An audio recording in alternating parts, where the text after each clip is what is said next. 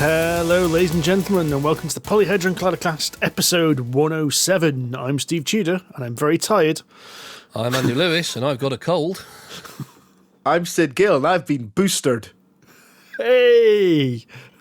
Are you feeling like shite yet? Because I did. Oh, I felt like shite the other day. It's a couple of days, but that's the thing that's going on in my life right now, so I thought I'd better throw something in. You put me on the spot with that introduction. Yeah, I got boosted, just had a sore arm, which yeah. I didn't actually feel like crap, but I ended up rolling over in the middle of the night onto my sore arm, and every time I did, I woke up. Yep. Yeah, I had a fever. Yeah, Really? Yeah. I got boosted a week yesterday. What day is it today? Monday. Yes, a week ago. And on the Tuesday morning, I felt fine most of the day. And then at 5 o'clock on Tuesday morning, I entered a fairly horrific fever for about 2 hours till I was force-fed some paracetamol. And I felt like shit all day. I had a horrible headache. And then on the Wednesday, the following day, I had aches and pains. I felt like a 92-year-old man. It was your first proper dose of the good stuff, though, wasn't it? It was my first Pfizer, yes. But I felt pretty ropey after my first AstraZeneca too. Yeah, but AstraZeneca's kind of a made-up one, isn't it? You want Fisher Price booster. well, it's not. No, don't get me wrong. I think they've done a fantastic job with AstraZeneca, but it only tackled last year's bugs, didn't it? Because it doesn't have that RNA or whatever the heck it's in it. mRNA. Yeah. Yes. Okay, didn't know that. Thing is, I've also had it, and I think you have as well, haven't you, Sid? Oh yeah. Oh mate, me and COVID. I was expecting to be kicked in the balls by this booster, but thankfully, after my 2 doses of Moderna and my dose of COVID, this time round it was mild arm ache and stuff like that. I was kind of hoping you both got just because I'm sadistic, and I got I was hoping somebody else took it as well, but no such luck. No, it just means that my immune system is a damn sight better than yours. That's all it means. No, what it means is I've already got raging COVID antibodies and stuff already floating around me. I think that's what it means.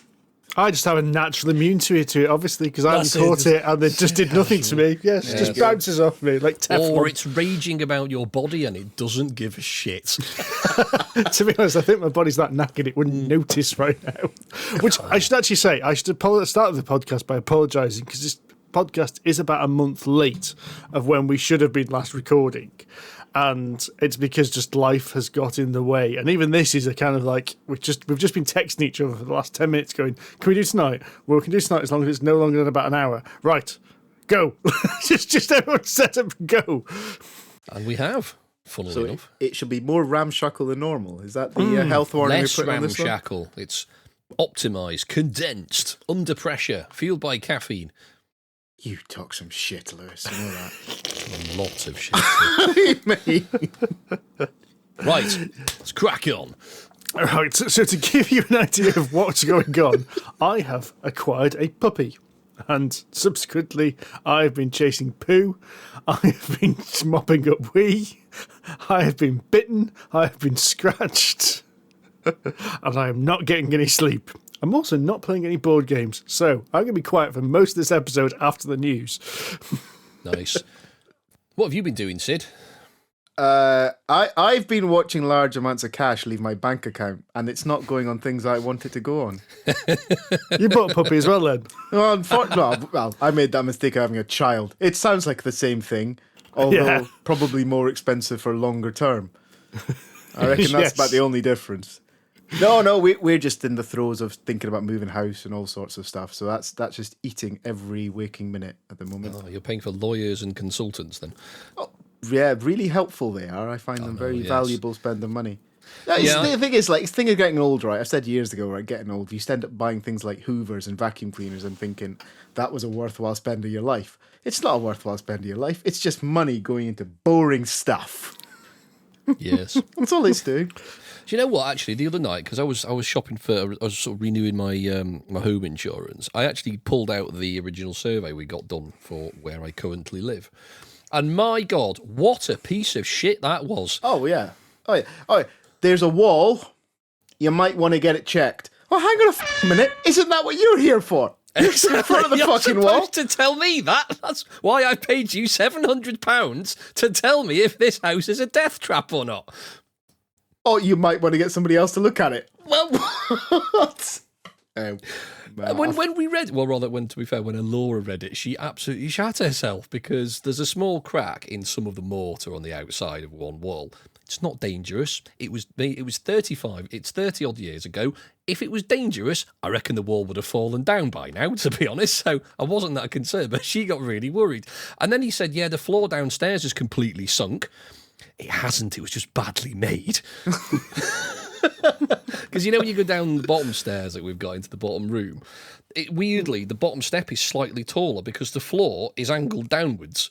It hasn't collapsed or subsided at all. It's rock solid. It's not going anywhere. It's just been badly put together. But of course, you read this report and you think, oh my God, my house is going to fall down. It's fine. But yes, we paid money for this, so I know your pains, Sid. Oh, mate. But well, that's what's eating all my time. So I feel I should apologise as well, because I've probably pillaged a bit more than Steve, but not a whole lot more. Yeah, we would normally be doing our best of 2021 episode right about now, but I think that's going to have to wait until after Christmas, hopefully, so I can play some of the games I purchased in 2021 over Christmas. Yes. So this is basically going to be the Andy show, is that what we're saying? Well, no, because you two played some games the other week together, so we're going to have a bit of that. We've got a good few games on the list from that, haven't we? We have. But should we get cracking with some news before we get to that? Yes. Yes.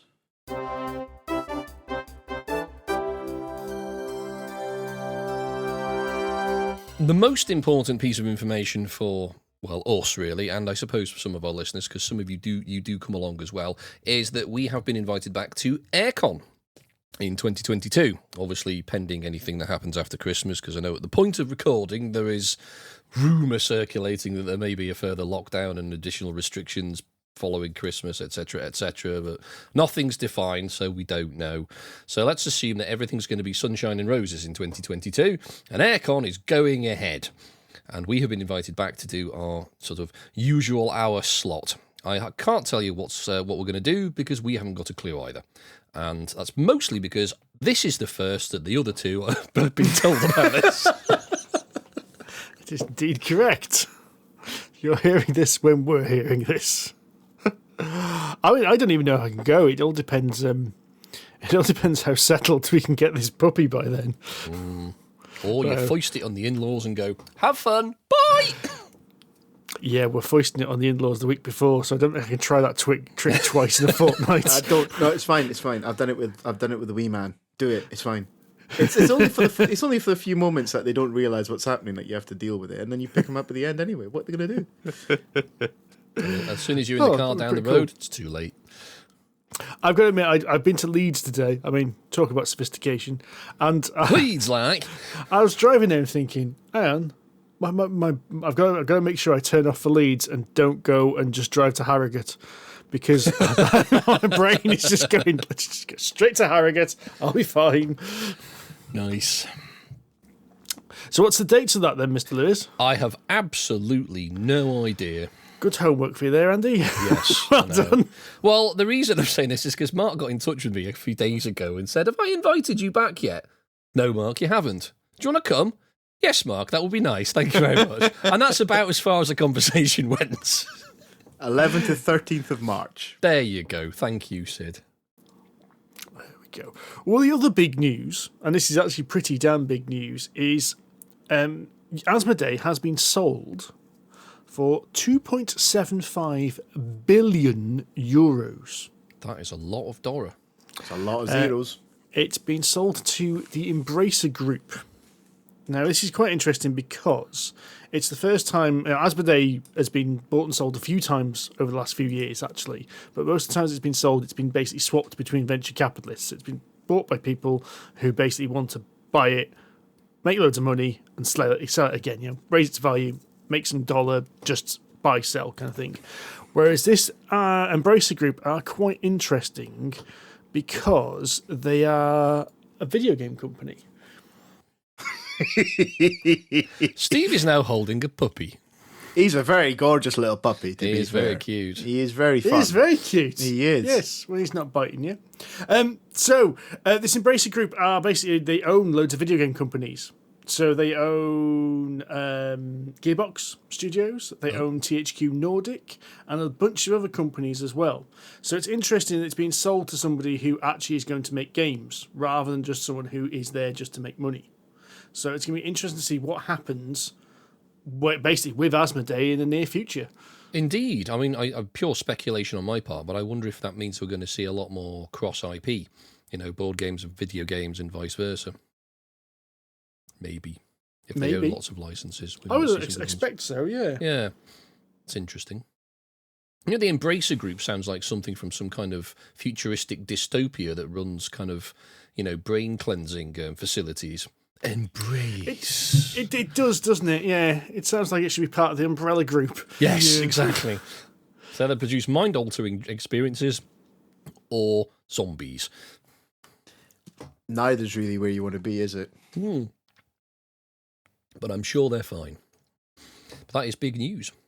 Asmodee own FFG, don't they? Yes. Yes. Mm-hmm. And many, many other things. Well, we shall see how that goes. Right. We've played some games. Well, two of us have. Yes, we have. Well, we played a lot of games in one day. We did. We played 4 games in one day. Because a few of us, a little while ago, went through to Malvern to play some games at Sid's house. Worcester. Oh, Malvern. Yes. I'm giving some backstory. I'm sorry. I'm terribly sorry, mate. I'm not on script. Telling a story. I'm telling a yarn. Quiet in the back. The narrator is speaking. Jack and Ori this, will you? So I can sit on your knee. Bring my smoking pipe and slippers, young boy. Can I go and get a biscuit? Lap.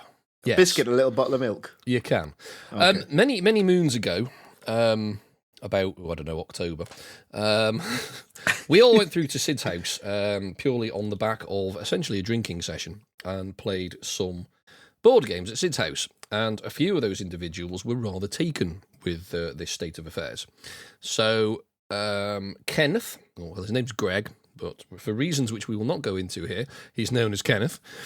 And he invited us all to his house, which we duly attended 2 weeks ago.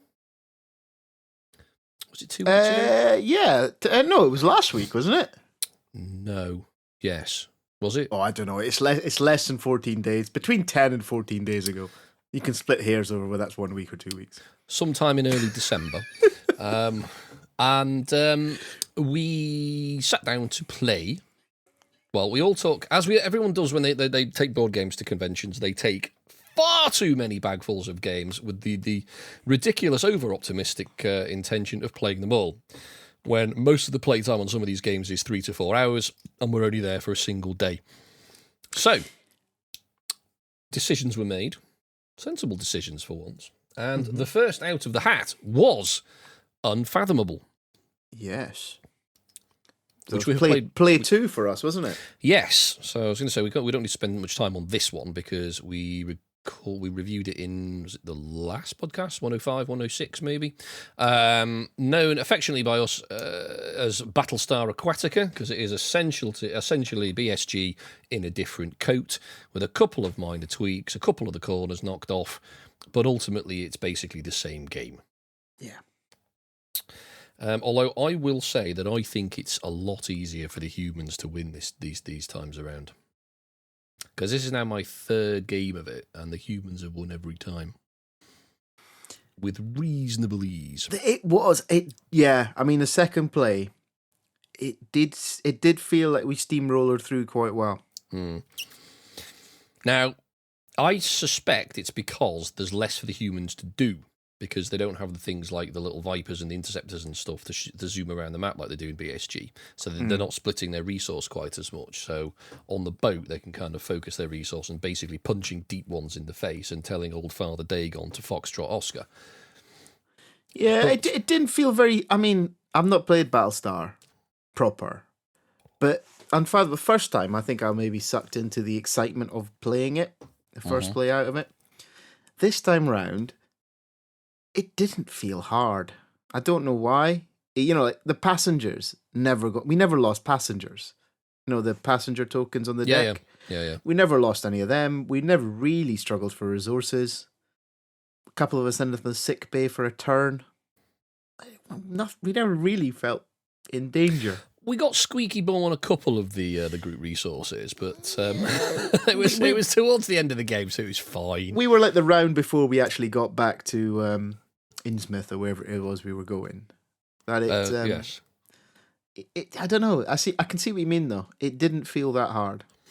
No, I mean, to be fair, we were playing with a number of newer players to either A, board gaming, or B, this kind of game in general. So they were probably, and when I say those players, just ended up having to be, in fact, in good fashion, the newer players are always the Cylons or the hybrids, and they ended up being that. So they probably were slightly less sure, or at least one of them was, of when to be nasty, when to be bad, when to sort of push the agenda, as it were, which doesn't help. Whereas in Battlestar, you've always got the enemy ships zooming around the map, which are just something for the humans to deal with, and it's a little easier for the Cylons to win in that because they don't have to do quite as much, and a lot of what they do doesn't have to be quite as subversive. So I don't know. It's still good. I still enjoyed it. I enjoyed it with the 7 or 6 of us. 7 of us who were playing. 7, I think. 6. It felt good. It felt interactive. It didn't feel boring. It didn't feel like it was stodgy. Everyone seemed to enjoy it. I still hate the size of the cards. The FFG Wii cards, yes. The FFG Wii cards. I stand by my irritation with that. But other than that, yeah, it was a good game. Yes. Right, the next one we played was, we went for all the big games here for whatever reason. I think everyone was sort of succumbed by the size and complexity, and mostly to the miniatures, I think, in no one else, more than anything else. But one thing that Steve and I have been bigging up for a while is Nemesis. Yes, which we have been talking about it a lot. By Awaken Realms. I certainly am, but I know we all are big fans of their stuff. We have, I think, between us here at PHC, we probably have all of their games, I think, between us. I have most of them. I know John has Etherfields, and the rest of us don't. And I've got This War of Mine, Lords of Hellas, Nemesis, Tainted Grail. I know none of us have the Great Wall, which I played at a different con I was at a few weeks ago. I really didn't get on with, but I was hanging out my arse, so I need to give it another go. So I can't give it a fair review, to be fair. But Nemesis is essentially Alien. It's a kind of a cross between Alien and Aliens, in that it is a hidden agenda, partially hidden movement, exploration, poke things, hidden information, be a dick to your friends, but get out intact with your mission objective complete. And in all of the background, bad stuff is going, the ship's falling apart at the seams, there are explosions happening everywhere, the whole place is on fire, and to top it all off, there is some kind of horrific alien species knocking about the place, eating people, and generally being a nuisance. But the plot of the game is that you are essentially all in hypersleep in the little pods, something bad happens. Turns out the nasties are on board. The ship wakes you all up far too early, and as a result, you've all got amnesia, that plot convenient device that people make use of so often, and you can't remember where anything is on the ship. So when you start the game, all of these hexes, which represent the rooms, are all face down, and it's your job to basically go around the board by playing these part of your hand of cards to try to explore, to try to find out what's where. But unfortunately, in doing so, you make a lot of noise, and the noise will attract the enemies, and ultimately there's only so far you can go without making noise until one of these gribblies turns up, and you've kind of got to deal with it all from there. At which point people get agendas, so they can choose an agenda they want to do, which may be aligned with your own, it might not be. So you might be a target for elimination, you might simply need to send a signal and point the ship to Earth and turn on the warp drive. It really depends. So all of these conflicting things sort of feed together, and everyone sort of has to deal with it whilst being extremely suspicious of everybody else. That's a very nice summary of it. It was a really fun game. It was quite epic, as you said. With the expansiveness. I quite like the exploration aspect of it. It's quite new to me. Flipping the tiles and not knowing what's going to come up. Sometimes not knowing whether you're going to find a med bay at all. was quite surprising to me, or whatever it was, emergency room or whatever it is we're looking for. I have a hole in my leg. Where's the medic? He's not on this, but he's not on this boat. It had some really nice sort of mechanics as well. Like when you turned the tile over, simple ways of managing the resources in the room. So when you turn the hex over, you have another token on top that tells you how many resources in the room, whether that room's got any negative effects on it, and that kind of jazz. So every time you play it, you were going to get a different experience. So yes, it was really quite nice in that kind of respect.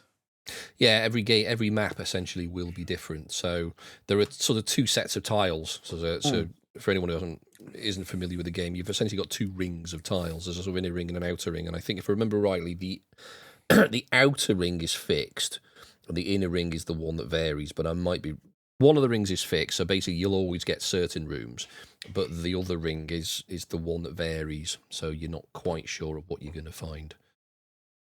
It added a nice unknown element. I felt like it leveled the playing field, with people that had already played it. So while somebody's played it, they might have a bit more awareness of what might come out. It still randomized it all a little bit, and it forced us to go and explore straight off the bat. Yes, yeah, everyone's kind of on a level playing field to start with, and why, as you say, Sid, whilst you might know the kind of thing that you need to go and do, God knows what's going to get in your way. Exactly, yeah. Because, I spent most of my game at the front of the ship trying to poke the cockpit and trying to get to the back of the ship to try and do my mission, but Gribblies kept getting in the way, and the ship was basically on fire, and I couldn't get through. So, did you play with just the base game, or did you add any expansions in? We played with the base game because 2-3 of the players had never played it before, so we thought, I'm not going to put things like Void Seeders or Carnomorphs in there. That's just far too much. For two reasons. One, it's a lot more rules to sort of teach people, and two, I don't know them because I've never played with them either. I think it was big enough, frankly, for being one of the people that's not played it before. I thought there was enough to learn and enough to kind of absorb and take in just with the base game. If you'd thrown in new stuff, I would have probably melted my nut. Yes, the thing about Nemesis is on your turn, what you have to do is actually quite simple. You get two actions, and those actions can cost you a number of the cards of up to 5 in your hand, and you'll play 1, 2, 3 of them depending on the level of complexity of the action. You'll do that twice, and it'll be the next person's go. Dead simple in theory. Unfortunately, there's a lot of other faff that goes on around that, which requires looking in the rulebook a lot because no one can ever remember certain things, and the summary cards, whilst useful, don't summarise things like the dice rolls or what happens when you pull a token out of a bag and what it actually means. So you keep having to rifle through the rulebook, and it isn't set out in the most logical fashion either. All the stuff is there, and once you find it, it's well explained, but trying to find it is a pain in the neck. So what the game really needs is like a summary card to just tell you, right, because on part of the turn sequence, after the players have done their go, basically the ship and the aliens have their go. And a part of that is you kind of, it's almost like the Mythos Cup in Arkham Horror, where you basically, the clock ticks down what's called the Nemesis bag. So basically the bag that all the radar blips are sat in. You basically draw one of those out, and depending on which one you draw out, it means a different thing. But they're not that thing is not summarised anywhere, and you could really do with a card that just summarised those outputs, because it'd save faffing around in the rulebook quite a lot. But other than that, the game's relatively smooth, and once you've played it once or twice, it does rattle round actually quite quickly. With experienced players, you can get through it in about an hour and a half. Mostly because you all die. Yeah, I think it does move quite quick. You're right with the turn sequence. I think the thing that I know I missed out was keeping an eye on what other people were doing. So I ended up playing that game against myself. Yes. Because there was so much kind of trying to learn and see what was going on. I couldn't really follow. And that's why I missed how Paul completely shafted us all. Because he tried to. Well, all right, he tried to, but I wasn't. What I mean was, I wasn't really observing what others were doing, so I wasn't really aware of whether people were against me, not against me, what their agendas were, where they're trying to get to.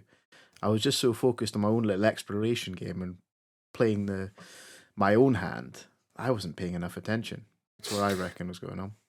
Quite probably. I mean, it's actually very difficult to see what people's agendas are actively until they start to unfold.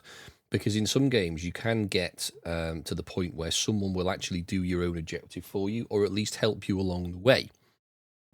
For example, I mean, one of my objectives was either send a signal and get the ship to Earth or whatever it was, which I'd done sort of half of early in the game, but I hadn't sent the signal. My other one was basically destroy the ship. I had to get an egg and basically go to a hibernation chamber and then be the only person to survive. That's what it was. And I thought, well, I could just destroy the ship. And we hadn't discovered the generator or anything at that point. So you couldn't self-destruct it? I couldn't self-destruct it until Paul came along and actually set the self-destruct because he had his little sort of magical comm badge and he had a little sort of PDA that he could do remotely. And he turned it on instead. And I thought, oh, nice one. That saved me a job. All I need to do is get to an escape pod and bail out, but make sure Paul can't. Yes, yeah. And I almost did because he was stuck in a room surrounded by fire and he couldn't go anywhere. Yes, yeah. But I didn't have the wherewithal or the time, or indeed the energy to get to the nest, grab an egg, and get to the escape pods in time because everything else was on fire as well. And unfortunately for everybody, the ship blew up because it broke. Yeah, we kind of humped it, didn't we? Really? Yes. It fell apart at the seams and everybody lost. But that's the kind of game it is. Oh, it was a fun game. I really enjoyed it. I really liked the artwork. I loved the look of the map. It was a good game to play. I'm glad you liked it. It's a really good example, I think, of a proper semi-cooperative game. Because for the most part, everyone kind of has to pull in the right direction because you need to make sure the engines are working. You need to make sure the ship's pointing the right way. But on the undertone of, and obviously everybody needs to fight off the aliens. You all kind of go in that direction, but with all of your secret missions and stuff, that's where monkey wrenches get thrown into works. And obviously, as you say, you've got to pay attention, which I think is a lot easier once you've probably played it once. Once you're not learning the rules and trying to work out what the basics of the game are. I think a second playthrough, you'd be far more aware of what other people are trying to do, what kinds of agendas they might or might not have. For example, as a first-time player, I've got a card in front of me that says, get to Earth. I'm sat there going, okay, well, where else are we going to go? What are other people out to do? And I found this on a few games, actually, that unless you kind of almost sit there and read through the cards like the first time or just get an idea of what the cards look like, in any kind of these semi-co-ops or any of these co-op games or hidden traitor games, you are on a back foot because you don't really know what the scope of the thing you're getting yourself into is. I found that used to be a case of a lot of FFG style games. So Battlestar Galactica is a perfect example, but I remember playing Fury of Dracula with you years ago, Andy. Oh yeah, and it felt like, because Fury of Dracula is a hidden movement game where one person's playing Dracula and they can move around the board, and not knowing what you could do meant that we had no hope of finding you because we couldn't work out why you'd done the things you'd done. And I can imagine after you played that game like 4 or 5 times, you would have gone, oh, he's turned into mist and gone over there now, or now he's gone and done that. And and there was the top trumps. There was a kind of, it wasn't top trumps, it was the kind of rock, paper, scissors cards that you had to play. Because I remember you complaining about them at the time, and it was reasonable enough complaint, because you get dealt, if you actually find a vampire, you kind of obviously have to beat it up. And essentially you play almost rock, paper, scissors with these sort of very detailed cards with various symbols on them, and some symbols beat others. It's very similar to that. But if you don't know what the possibilities are, you don't know what to play if you've never played it before. So yes, it's a similar complaint, and it's a reasonable thing until you've played it more than once. I'm not even sure it's a complaint or not. It's more of an observation on how different the game is when you've played it for the first time. Sure. Right. It's not. It is. I'm not expecting that I'm going to sit there and flick through every card before we play every game, because that kind of ruins the surprise and the. No, but if you think of a game such as like Ankh-Morpork or the Nancy Narkin remake, that's a game where everyone has a hidden role, but you have a card that says the little summary card says what everyone's hidden objective is. Ah, okay. So the idea is you can keep an eye on people and go, well, okay, this person might be going for that objective, so might be that person. You say that, but Alora's played this like 2 or 3 times now, Nancy Narking, and every time she's played it, the first time you play it with one group of people, nobody's really aware of what's going on, so she wins in about 10 minutes because everybody just lets her win because they don't know how to stop her. Yeah, maybe it's as simple as that, Steve. Maybe it just needs a little bit of a summary card on just an example of what some of the cards might say. You're trying to get to Earth, you're trying to kill everybody or kill player 3 or whatever else is on. Just a little kind of a few heads ups of what people might be trying to do. I think would be helpful just on the player aids or on a separate card or something. Possibly. But that would ruin the surprise.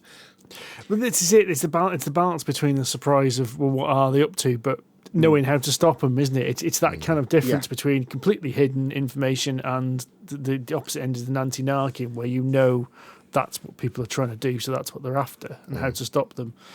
But two very different types of game, though.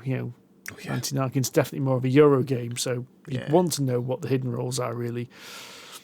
Yes. Yeah. But either way, Nemesis is damned good. It was a good, fun game. It looks gorgeous, and everything about it was just nice. The minis were nice. The player aids and the cards were nice. The tokens, the bag. The whole thing. I thought it was well made, top notch bit of gaming. I still haven't painted it yet either. You have not, though I'm scared to, because I don't want to ruin them. But that's a problem for future, Andy. So that was Nemesis by Awaken Realms. It's been out for a few years now, but you can buy it as a sort of a standard box. It's not just limited to Kickstarter. And speaking of Awaken Realms, we went with Lords of Hellas next. Again, I think people were attracted to the shiny. And this we have talked about Lords of Hellas before because we played it at Aircon, actually, many years ago. God, it was a long time ago, wasn't it? Yeah, because you, me, and John played it, Steve, with was it? Oh, what's his name? It was the people from Geekensome. It was, yes. So that's a 4-player game. So unfortunately, a couple of people had to leave during the day. So it left us with 4 in the evening. So we thought, right, let's do some area control. So Lords of Hellas is very much not a semi-co-op. It is set in a kind of... It's based on ancient Greece, hence the name Hellas. But it's all been sort of technophiled. So they're all sort of cyborg, technological versions of all of these sort of ancient heroes and gods and monsters and things. So like Cerberus the dog has got 3 heads but mechanical legs and things like that. So there's a nice sort of tech twist on it. And it is, of course, a precursor to the recently completed Lords of Ragnarok Kickstarter GameFound that's recently finished as well. But the idea of Lords of Hellas is there are 4 ways to win, so it's a very asymmetric game, and you can pick whichever one you like. You can even change tack halfway through. So you've got a map of the ancient Greek lands, and you can either win by controlling some of it at the end of the game. You can build a monument and control that monument after a certain amount of time. You can kill 3 of the roving monsters that sort of run around the map, or you can control 5 of the temples that can be built throughout the game, which give you access to priests and things, which we'll come on to later. So there are 4 ways to win, and all of these things kind of progress naturally through the game because everyone wants to do these things, because building temples will get you priests, which means you can pray at the monuments, which get you, which can make your hero more powerful because you've got a hero and an army. Your hero kind of wanders around, can kill monsters. Your armies can control territories. So you pray at these monuments to get more hero power. But if you build a bigger monument, you get more stuff when you pray there. So there's an incentive to build a monument. And then, of course, you can go around killing monsters, which will get you artifacts, which make you more powerful. And they also give you rewards. So there's loads of stuff going on, and all of these sort of factors feed into each other, and you can sort of do them in a different order if you want. And everybody's sort of fighting for whichever one they think is the way forward. you need to control a certain amount of territory so you can get a temple, for example. You need to and to build your armies, but you also need to make sure that you don't stretch yourself too far, too fast, like I did, and therefore somebody pokes one side of your empire, and the whole thing just implodes. It was a house. You were on a house of cards. I mate, really was. Oh god, I was literally won. I thought I'd won the game, but then Sid pointed out, "Hang on a minute, what about this area over here, Andy?" Shit. Never mind. Oh dear. I know. So yeah, that sounds very complicated, but on your turn, you're basically just moving your army, move your hero, go and pray, and I think that's about it, really. And then you do one special action, which once you've done it, you cover it up so you can't do it again until someone builds a monument. Yeah. At which point the whole game kind of almost goes to a reset. All the monsters do their thing, and you get some priests for if you control any temples and so on and so forth. So, and then everything sort of resets and everyone has access to all of these actions again. So, again, it's a really straightforward mechanical game. You know, you just move your armies, move your hero, move your priests, next player. It really is that simple. So, to get all of that done into one simple set of mechanics, I think is actually quite a clever thing. Yeah, they packed a lot into that game. Yeah. I mean, like it is. You're right, and it's quite interesting because you said, when you were reading the rules, I had that classic thing of starting to fade off halfway through, telling me, your teach. You get about 75% of the way through, and your brain just goes, right, he's just saying words at me now, and I don't really do it. And I even said to you, I think, mate, let's just go for it because I'm not following what you're saying now. But you're right. As soon as you start playing it, it is very easy to get into. I didn't find it difficult to understand the turn order or what I'm supposed to be doing and how I'm supposed to be doing it. The what's it called? Player board had all the relevant information on it. It told me how to do my turn really clearly, and probably one of the best ones I've played with. Yes. It was so simple to work with. It didn't have a separate card or a separate thing over here or a rule book over there. It was all in there in front of me. You're right. It was very well done mechanically and integrates up really nicely, but it's bastard hard. It's really hard game. So who won and what strategy did they go for? Kenneth won by virtue of the strategy of me kinging him by mistake. Yes, basically. Yeah. The game was. It's the thing is, it's always until someone starts to go for one particular of the four tactics, the game kind of peters about until someone sort of pushes something, at which point it was me. So basically beating Paul up at the bottom of the map, keeping Greg away from the north, and just expanding into Sid's territory and essentially bullying him.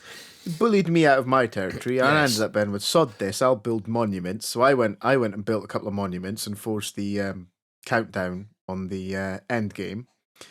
In the meantime, Andy down south.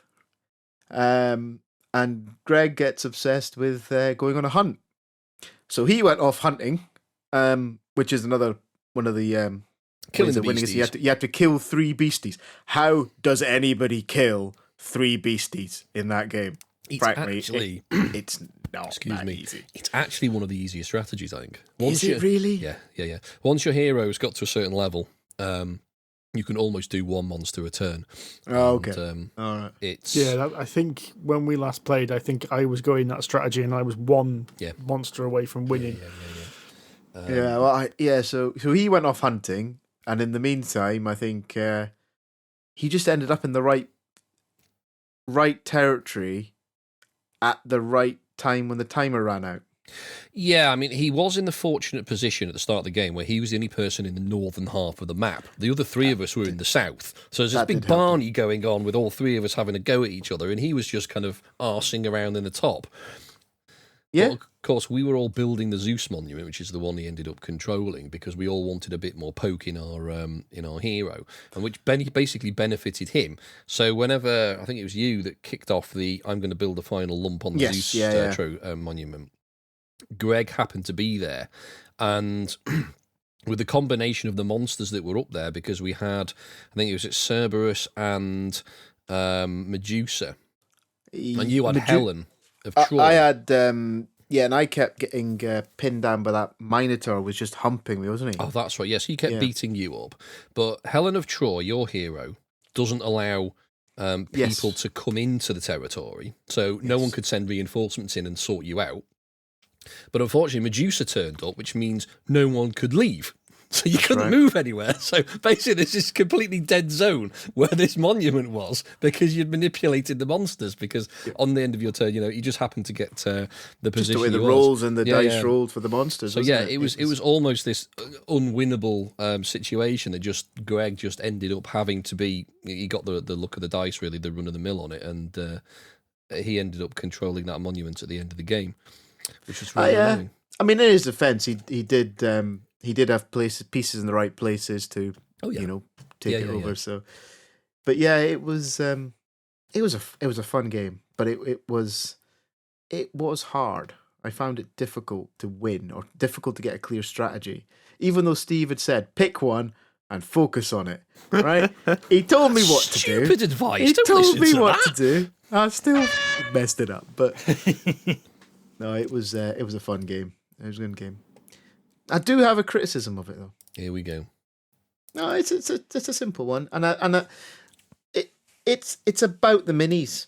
Well, actually, it's about the minis and it's about the map, and it's a combination of the two that I was I was unhappy about. So when we'd put all the minis and stuff on the map, it looked amazing. I think you took some photos. It was loads of these little gods and stuff like that, and then your own Hittites and all that kind of stuff. Hoplites, not Hittites. Hittites or something else. Your hoplites. But all this stuff on the board covered up really important stuff written on the board. So you didn't, we missed, I think one of us definitely missed building a temple in one of our regions because we had so much shit in that region. Yeah, because there was a monster there. There was a monster there. There was all the hoplites there. There was a city, or there was loads of stuff in quite a small area, and it covered up all the information about that area. Yes.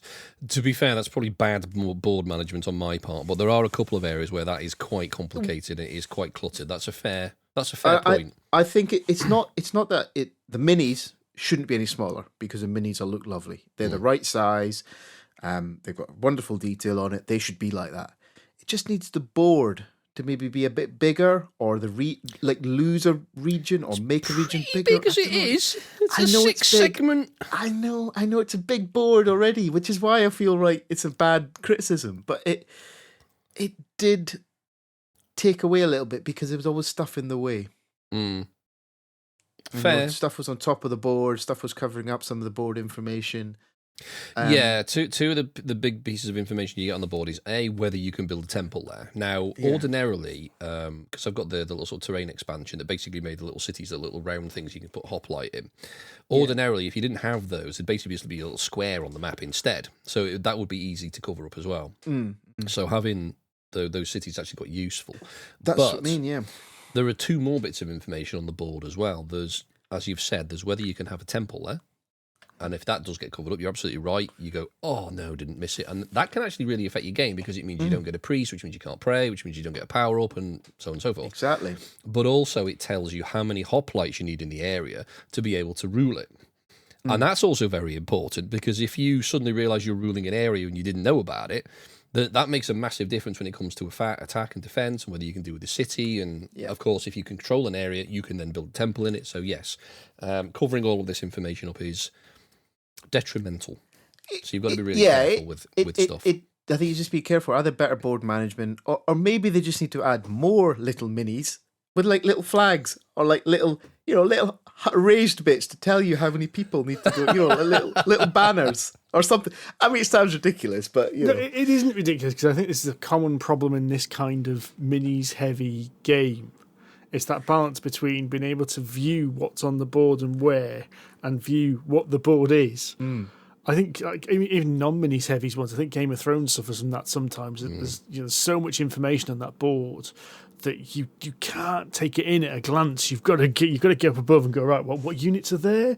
Okay, why do I want that piece of land? All right, that gives me food. I need food for armies. Right, we want that one. That kind of thing. Yeah. It's interesting because you bring it up because, of course, Awakened Realms' kind of biggest rival, Simon, in this space, really, they started doing bigger maps. So I think Blood Rage is the one that didn't do it, but Blood Rage has got little circles. The minis sit in circles, so nothing gets obscured. But when you got to Rising Sun, there's the board that comes with the box, and then there's a Kickstarter add-on. They did a cloth map, which was like 25% bigger. Ooh. And it's like I've heard a few, and I didn't get the cloth map because I didn't get the add-ons. I got everything that was in the Kickstarters, but not that one because it just seemed a bit too excessive. And having seen pictures, it's like the board, you can just about see what's on the board. With a cloth map, it's just that smidge bigger, which gives the room where you can see the minis and what's on the board. And it's just like, you can see why you've done that. And cloth maps they're becoming a big deal now, aren't they? Becoming the I have to admit, thing. I've gone all in favour of game mats now. I've got 3 for actual games that come with games, and I've bought 2 just to cover the tabletop because they do feel nice underneath. So yeah, they're the way forward, really. And of course, they roll up. They're a bitch to store, though. Well, yeah, and you need a... Well, we still haven't tackled the other problem, which is you still need a table big enough upon which to put said mat. At least, true. Yeah. You're all right. Your parachute's open, mate. It is. But, when we were playing at Greg's, his table was not small. It was a good-sized dining table, but we did struggle. There were chairs everywhere with boxes scattered with minis flying around. Oh yeah, absolutely right. I tell you what, if you want the most severe example I've encountered of this is a game we've not actually covered on the podcast yet, so I won't spend too long talking about it. Is a game called Venice. Now we played it in Expo a few years ago when it was still in development, and it had the same problem then. Was that essentially in Venice you have these tiles that represent buildings, and each tile is sort of split into a sort of four sections that's represented by a cross, and each section within this cross has a couple of icons on it that tell you what benefit you basically get when this building is activated. And in order to gain the benefit, you basically stick one of your men in it, one of your meeples, and when they get better, they go further around this sort of little dial. And the problem is, when you've got 4 meeples in there, no one can see anything because all the bloody icons are covered. And it's really annoying because you're like, well, which building do I go to? Can I just move your things? Or can I go move your things? And it does become quite chaotic, and it is quite annoying design. Rather than sticking, I don't know, a card or something next to the building that would indicate it, so you could put the meeples one, because the board would have enough space for that. It's not tiny, but it's not huge, and it would be okay if you got a piece of card with the building, so you can put the meeples in one bit and the card next to it, so that everyone can see it. Problem would go away, but they haven't done that, which was quite baffling, really, and it is very annoying, especially because you've got these little sort of boats that you can move little resources around in, and the only way to get the resources out the boat, because of fat-fingered oafs like us, you have to tip the bloody thing out and then repack it, because again it's quite small and faffy, which puts us a bit of a tarnish on an otherwise very clever game. But we can cover that in a later podcast in more detail. But overall I think Lords of Hellas is another decent game. Easy generally mechanically, but lots of thinking, lots of interaction, and you can be a right pain in the ass to your opponents. So what's going to be interesting for me with this one, right? And we kind of touched on it when we played it. Is Ragnarok going to be that much different? What's going to be the special sauce that makes Ragnarok a better, different game than Hellas? Or is it literally a skin job? It's not a skin job, as far as I can understand it. I think a lot of it is going to be similar. I think actually it's probably going to be very analogous to BSG and Unfathomable in a lot of ways. Probably with slightly more differences in those two, because the map's different. I think the heroes are obviously different, there's different powers, and I think the play mechanics are very slightly different as well. So I think broadly speaking, they're going to be recognisable. If you've played one, you'll be able to play the second one with very little issue. But I think there's going to be enough differences to make them, to own both copies is not going to be frivolous. He says, telling himself that over and over again, having backed them both. I think we'll need to mark this podcast episode to remind us to reflect upon it when we do play Ragnarok and see really how different it is. I think we need like a tiny little snippet just before we review it. This is what Andy said before. Last time on PHC. Based on pure speculation. It has some of the same mechanics in there, like building monuments and, those big bastard miniatures and things that you all put together, and there are sort of beasties running around. So from that point of view, yes, it's similar, but I think there are a few changes. Well, yeah, as you say, I mean, even Unfathomable is not a bad game for being a version to Battlestar, for want of a better description. So, if Ragnarok is Hellas with some of its corners knocked off and a few new mechanics put in, it's not necessarily a bad thing. I suppose when we get to play for it, one question I think I'll be wondering myself is, do you need both? And that'll be an interesting question, Andy, for you, because obviously you've got or will have. Yeah, so obviously question answered. You need both. Yeah, or maybe you're not a good example. I'm not a good example of many things in life, mate. I serve as a warning to others. That's the one thing actually we didn't mention in the news. Mr. Lewis is the, master of the Kickstarter backing. Uh-huh. What's your thoughts about this move to the blockchain thing? Oh, yeah. I was reading about that the other day, and I'm not going to lie, I don't understand what it is, so I can't really comment. I mean, I understand it's some kind of digital currency like Bitcoin and stuff, but is it going to be exclusively that, or can you pay with regular, normal worldly money? You'll be paying with regular worldly money. I think it's what they will be transferring funds back and forth in the background. It's like at the moment, say someone sends you $500, but when it goes into your bank account, it gets converted into British pounds. Well, I think it's just that your money will get converted into this blockchain when it goes to Kickstarter. Well, I don't care then. But doesn't that make it riskier? Because the fluctuations of these digital currencies is up and down more than a hooker's pants on a Friday night, to pardon the acronym.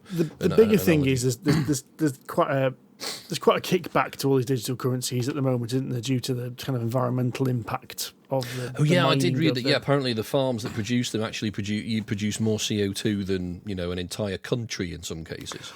Yeah. I mean, you've seen videos of like the just farm buildings, which is just a warehouse full of graphics cards running.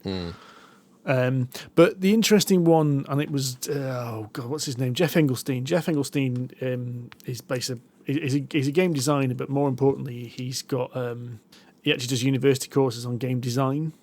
So he's got quite a invested thing in here. He was saying that he thinks it's not actually due to getting onto this technology; it's due to a change in European law that's about to come in, which means that Kickstarter will be responsible for projects succeeding. What? So, at the moment, the whole idea of crowdfunding is that, you give your money to a project, that they take that money, and it's they should deliver, but they might not. I've got one game on my Kickstarter that I'm never going to get.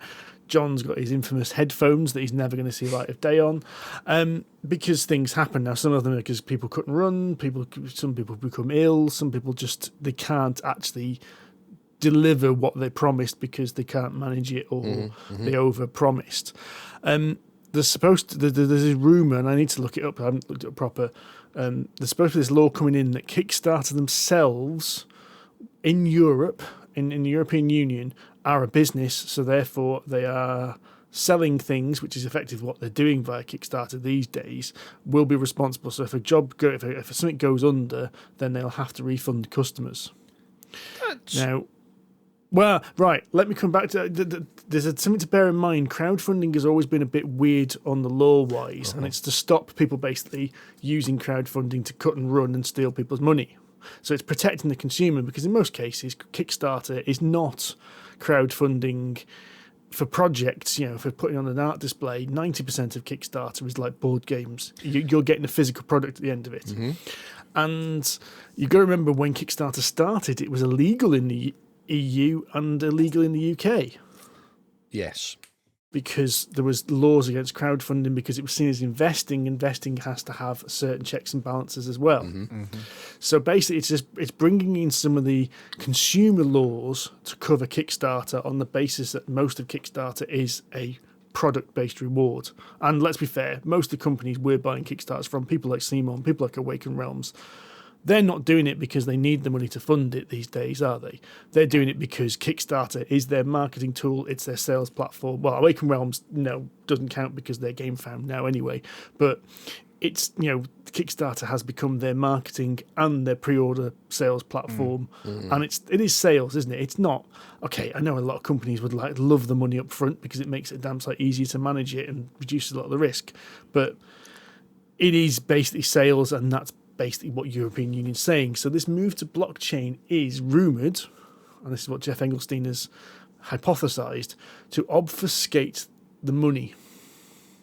So I see, Kickstarter can say, "Oh no, it's yeah, I see." Yeah, which is even worse than the environmental impact to me, because that just basically means Kickstarter are going, well, we want all the money and none of the responsibility. Mm-hmm.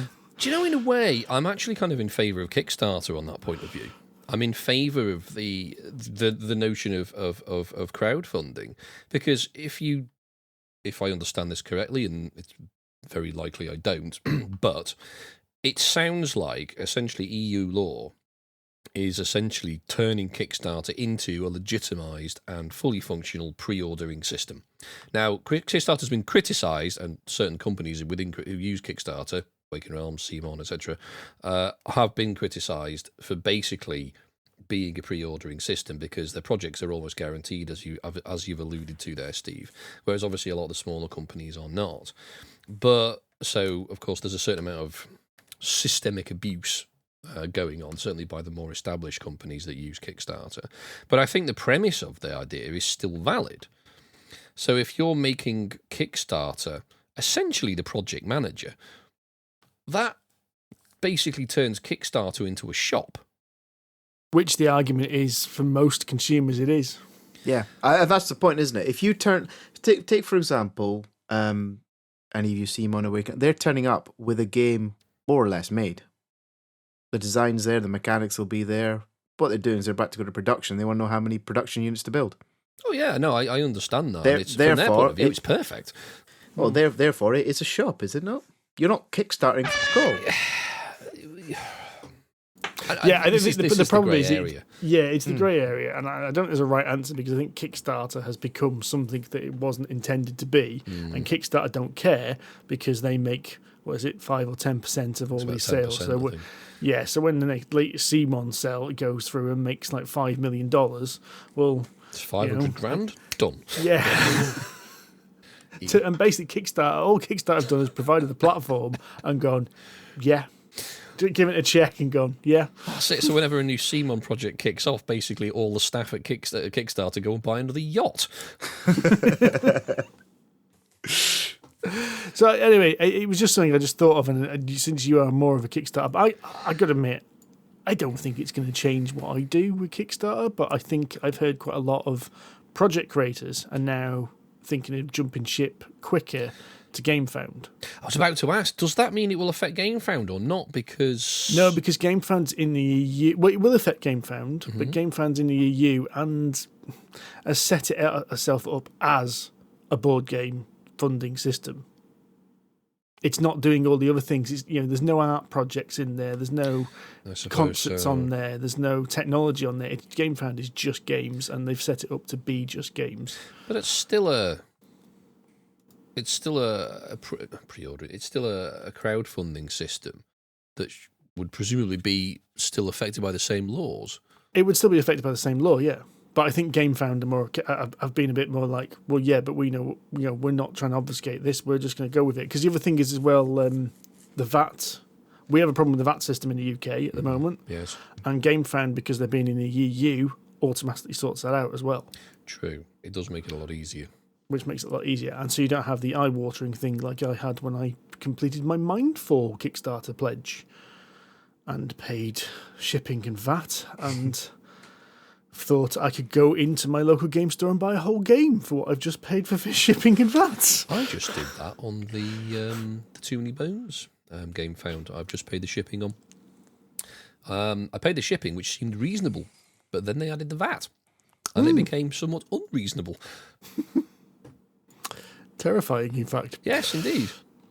Anyway, sorry, I completely took you off your Lords of Hellas chat there, but No, I think I thought it was interesting. I think we were about there on our Lords of Hellas chat. I think we were. No, it's a valid question, Steve. But to be honest, yeah, I've kind of skirted around the blockchain stuff because I mean, John's probably the best person to ask, to be honest, on that kind of thing.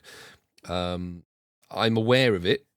I'm not going to pretend I know much about it, but ultimately, if Kickstarter still does what I need it to do, I don't give a monkey's chuff. The one thing I would be wary of, though, is the volatility of digital currency, because if you've put some money in as a backer, and then that money is turned into whatever digital currency that happens to be the flavour of the month, but that money then tanks, then where's your money gone? Does your project be put into a massive amount of risk? No, hang on. I don't understand enough of this, but I'm not sure that blockchain equates to digital currency. Does it not? Okay. As I say, I don't understand enough about it to comment. Is blockchain not the mechanics or the mechanism by which you hold this whatever ethereal money is, but it doesn't necessarily become the ethereal money? I don't really. Do you know what? I don't have a clue. I'm just making stuff up now. Three old men talking shite. I think blockchain is the company that trades in the digital currency. Right. So they're essentially they're essentially investors then. Yeah, I don't know. Okay, I'm bailing out of this conversation. Yeah, I'm out. You've started this, Tudor. You've got us balls deep into it, and now none of us know what we're doing. I think it's time to bail out the podcast, pretend it never existed, and wish everyone a Merry Christmas. That's a good idea. That's a good idea, Mr. Lewis. Right, we'll be back soon. I don't know when. Hopefully sometime in the new year, because we'll be doing, of course, our best of 2021, which at the moment is going to include one game from me, I think. And then we'll be looking to our 2022 preview. Indeed, which probably will consist of one game each.